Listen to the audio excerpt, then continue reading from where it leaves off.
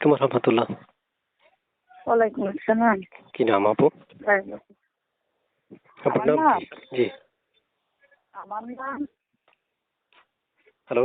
আয়েশা। আয়েশা আপুর বয়স কত? আমার বয়স জি। 18-19 হবে। কেন আসছিলেন এই ভিডিও বা প্রতিবেদনের সামনে? প্রতিবেদন আসছি, আমি একটা হিন্দু মেয়ে মুসলমান ছেলেকে বিয়ে করছিলাম। জি। তো ওই ছেলের কাছে বিয়ে হয়েছে, ছেলেটা অনেক মাতাল ছিল, আমি আর জানতাম না।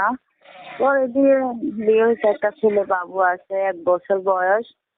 তো তালিবালি করে অনেক মারধর করতো, অত্যাচার করতো, যার কারণে বাপ মা চাইয়ে গিয়ে চলে আসলাম। ওর হাত ধরে শেষ লাস্ট ওই আমার ছুঁড়ে ফেলে দিল। পরে আমি কি করলাম, অনেক অত্যাচার পাই, আমি নিজেই চলে আসছি। এসে তখন কি করবো, চলতে তো হবে। ওই বাচ্চাটাকে নিয়ে আমি এই ঘর ভাড়াতে থাকি। বাপ মা থাকেও নাই আর কি, বাপ মারা মানে না।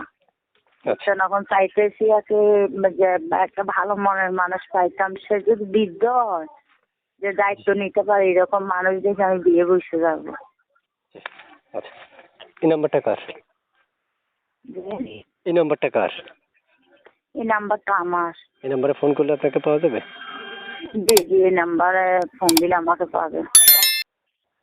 সব সময়? হ্যাঁ, সবসময় পাওয়া যাবে। আচ্ছা, প্রিয় দর্শক, বলে রাখা ভালো, স্ক্রিনে একটা নাম্বার দিয়ে রাখবো। ওই নাম্বারে আপনারা যোগাযোগ করতে পারবেন বা কথা বলতে পারবেন। আমি যে নাম্বারটা দিব ওই নাম্বারে যোগাযোগ করবেন সব সময়। তারপর শুনতে চাচ্ছি আপনার দেশের বাড়ি কোথায়? দেশের বাড়ি নোয়াখালী, ওখানেই থাকেন? সুবর্ণচর। ওখানে থাকেন? না না না, ওইখানে থাকি না এখন। আমি এখন কুমিল্লাতে আছি। কুমিল্লাতে? জি কুমিল্লাতে থাকেন? জি, কুমিল্লাতে আছি। তাহলে সব সময় এই নাম্বারে আমি ফোন করতে বলবো দর্শকদেরকে, হ্যাঁ? জি জি জি, ওকে, ঠিক সবসময় আছে। ফোন দিলে পাবো।